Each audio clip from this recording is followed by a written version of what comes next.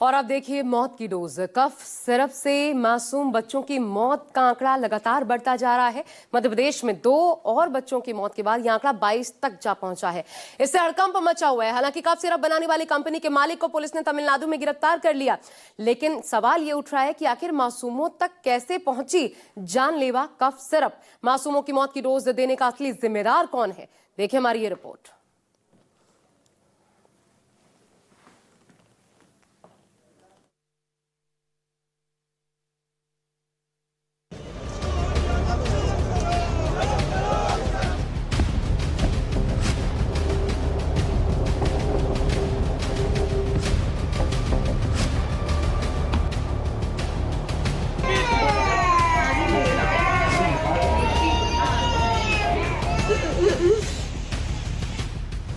बाईस परिवारों पर टूटा कहर, कफ सिरप बना जहर।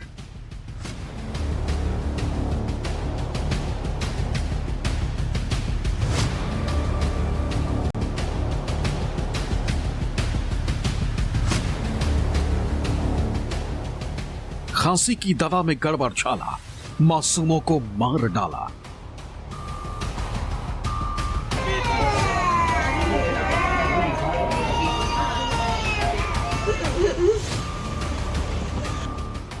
मौत की डोज से त्राहिमाम, कौन है असली जिम्मेदार?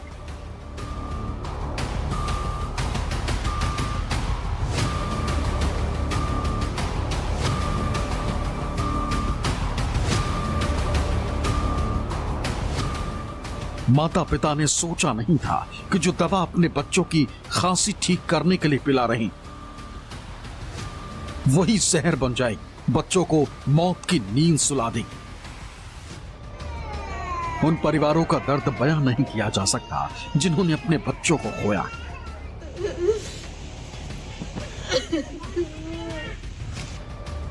मध्य प्रदेश सरकार भले ही अब एक्शन में दिख रही है, कार्रवाई कर रही, लेकिन सवाल उठ रहा है उस लापरवाह सिस्टम पर जिसने जहरीली दवा को बिना किसी टेस्टिंग के मार्केट में भेज दिया और फिर वो दवा मासूम बच्चों के गले में जहर बनकर उतर गई। जहरीले कफ सिरप से अब तक मध्य प्रदेश में 22 बच्चों की मौत हो चुकी, जिसमें छिंदवाड़ा जिले में 19 बच्चों की मौत हुई, जबकि बैतूल जिले में 2 और परढुणा में 1 बच्चे ने दम तोड़ दिया। बच्चों की लगातार मौत से उठ रहे सवालों के बीच मध्य प्रदेश के सीएम मोहन यादव नागपुर पहुंचे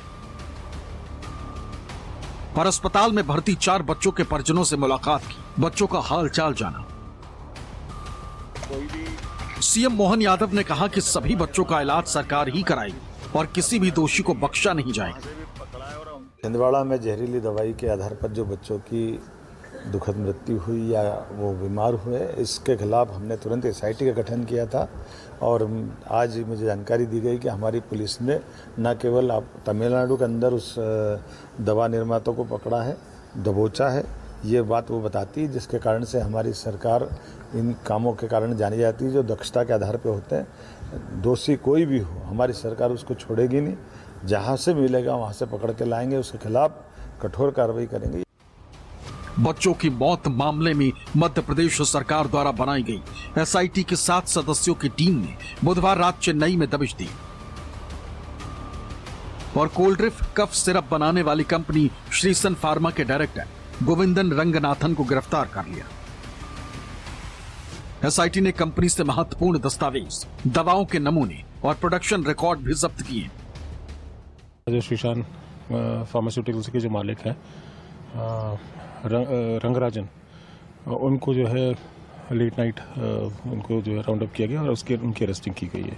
कफ सिरप के नाम पर मौत की दवा बनाने वाले कोल्डिफ कफ सिरप के मालिक रंगनाथन को गिरफ्तार करने के साथ ही मध्य प्रदेश एसआईटी ने फैक्ट्री के सीसीटीवी फुटेज जब्त कर लिए और साथ ही फैक्ट्री को सील कर दिया है। पुलिस के मुताबिक रंगनाथन पर 20,000 रुपए का इनाम था और वो अपनी पत्नी के साथ फरार चल रहा था। रंगनाथन को अशोकनगर थाना क्षेत्र से पकड़ा गया और गिरफ्तार करने के बाद कांजीपुरम में पूछताछ के लिए ले जाया गया। बताया जा रहा है कि पुलिस ने चेन्नई में रंगनाथन का 2000 वर्ग फुट का अपार्टमेंट भी सील कर दिया। लेकिन सवाल उठ रहे हैं कि आखिर कंपनी की दवा का सर्टिफिकेशन किसने किया था? डाइएथिलीन ग्लाइकोल कंपनी को किसने सप्लाई किया? कोल्ड्रिफ्ट सिरप का कितना उत्पादन किया गया और जानलेवा सिरप किस किस राज्य में सप्लाई हुई? जांच में पता चला है कि कोल्ड्रिफ्ट कफ सिरप की SR13 बैच में डाइएथिलीन ग्लाइकोल की मात्रा 48.6% पाई गई, जो जानलेवा है। लेकिन इसकी जांच सप्लाई से पहले नहीं की गई और जो खुलासा हुआ है वो और ज्यादा डराने वाला है। मध्य प्रदेश सरकार की जांच में खुलासा हुआ है कि जबलपुर के कटारिया फार्मास्यूटिकल्स ने चेन्नई की कंपनी से 660 कोल्ड्रिफ्ट कफ सिरप की शीशियां मंगाई, जिन्हें छिंदवाड़ा के 3 स्टॉकिस्ट को भेजा गया था। इन स्टॉकिस्टों ने आगे दुकानदारों को 594 सिरप भेजी थी। बाकी बची 66 बोतल में से स्वास्थ्य विभाग ने 50 फ्रीज की और 16 सैंपल के लिए भेजी थी। 600 दवाइयों का जो लॉट कोल्ड्रिफ्ट जिसमें 48.6% DG मिला हुआ पाया गया है, जो बहुत ही खतरनाक होता है। तो सारी इन्वेस्टिगेशन का विषय है कि उस फैक्ट्री को लाइसेंस किसने दिया और किस तरीके से वो स्टॉकिस्ट के पास आई और उस स्टॉकिस्ट से फिर यहाँ पर रिटेलर के पास आई छिंदवाड़ा जिले में। उसकी गहराई से जांच हो रही है और जो लोग भी इसमें लापरवाही या जिम्मेदार पाए जाएंगे तो फिर कार्रवाई होगी। सरकार भी मान रही है कि जहरीली दवा बिना जांच के बाजार में उतारी गई और छापेमारी में मेडिकल की दुकानों से 594 कोल्ड्रिफ्ट कफ सिरप में से और 442 कफ सिरप की शीशियों को जब्त कर लिया गया। वैसे देखा जाए तो खतरा अभी भी टला नहीं है। अभी भी छिंदवाड़ा में 100 से ज्यादा जहरीले कोल्ड्रिफ्ट कफ सिरप की जब्ती नहीं हो पाई है, जो शायद मासूमों के गले से उतरकर उन्हें तड़पा रहा होगा। यही वजह है कि छिंदवाड़ा जिला प्रशासन ने सर्दी, खांसी और बुखार से पीड़ित करीब 5000 से ज्यादा बच्चों का सर्वे कराकर उनकी मॉनिटरिंग शुरू कर दी है। तो दूसरी तरफ मध्य प्रदेश के हेल्थ डिपार्टमेंट की सैंपल रिपोर्ट में 2 और कफ सिरप अमानक पाए गए हैं। गुजरात में बने रिलाइफ और रेस्पी फ्रेश TR कफ सिरप को तमाम मेडिकल स्टोर्स से जब्त किया जा रहा है। कोल्ड्रिफ्ट कफ सिरप को भले ही बैन कर दिया गया, लेकिन तमिलनाडु सरकार के 44 पेज की रिपोर्ट बताती कि मासूमों की जान से खिलवाड़ किया जा रहा था।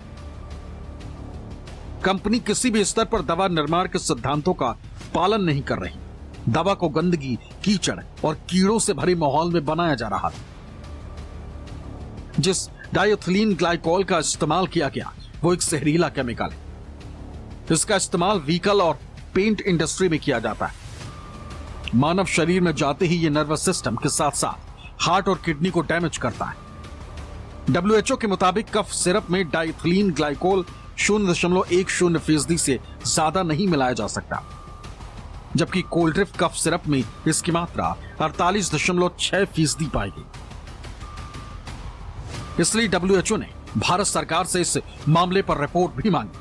सरकार जांच कर रही, छापेमारी कर जहरीले कफ सिरप को जब्त किया जा रहा है। मध्य प्रदेश सरकार ने सख्त दिशा निर्देश जारी किए। सरकार ने चेतावनी दी कि अगर राज्य में बिना पंजीकृत फार्मासिस्ट ने दवा बेची तो सख्त कार्रवाई की जाएगी। उधर मासूम बच्चों की मौत के मामले में गिरफ्तार किए गए डॉक्टर प्रवीण सोनी की गिरफ्तारी के विरोध में डॉक्टर एकजुट हो गए। Madhya Pradesh progressive medical teachers association ने सीएम को पत्र लिखकर प्रवीण सोनी के खिलाफ दर्ज FIR और गिरफ्तारी को तत्काल समाप्त करने की मांग की। कफ सिरप से मासूमों की मौत पर विपक्ष ने भी सरकार के खिलाफ मोर्चा खोल दिया। कांग्रेस सड़कों पर उतर आई। MP कांग्रेस अध्यक्ष जीतू पटवारी ने स्वास्थ्य मंत्री राजेंद्र शुक्ला पर आरोप लगाए और इस्तीफा मांगा।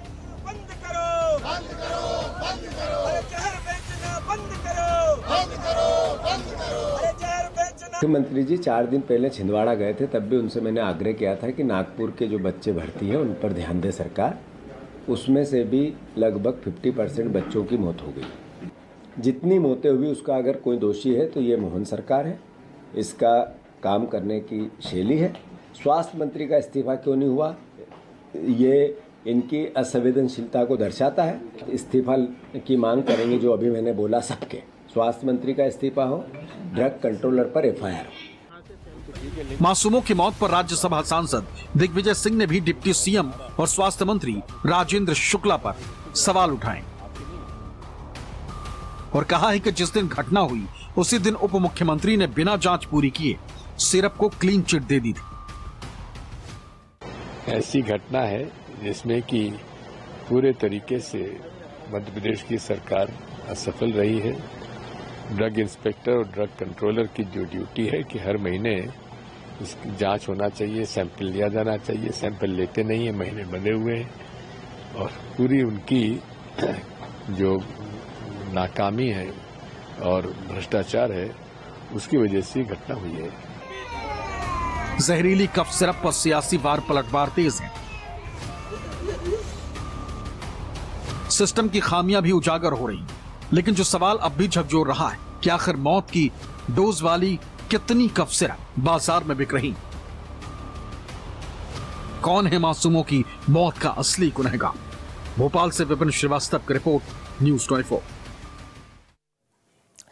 कफ सिरप से राजस्थान में भी 3 बच्चों की मौत हुई है, लेकिन सरकार ने एक तरफ जहां कफ सिरप को क्लीन चिट दी है और दवा से मौत नहीं होने का दावा भी किया है, वहीं कफ सिरप को बैन भी कर दिया है। विपक्ष सवाल उठा रहा है कि आखिर सरकार क्या छिपाने की और किसको बचाने की कोशिश कर रही है। ये सवाल क्यों है, देखिए।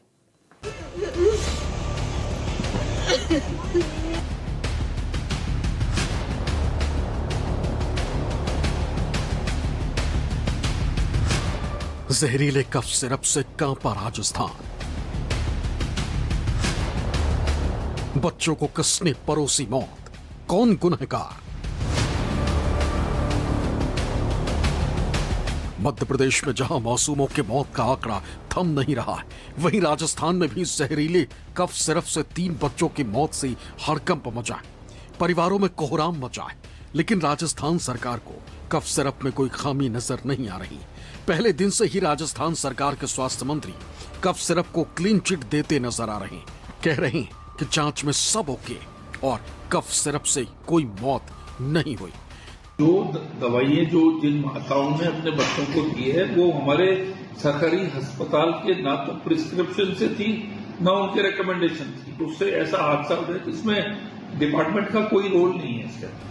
राजस्थान में मासूमों की मौत की वजह किडनी फेल होना बताया गया और इसका जिम्मेदार कफ सिरप को माना गया। शुरुआती जांच में डेक्स्ट्रोमेथोर्फन हाइड्रोब्रोमाइड सिरप का नाम सामने आया।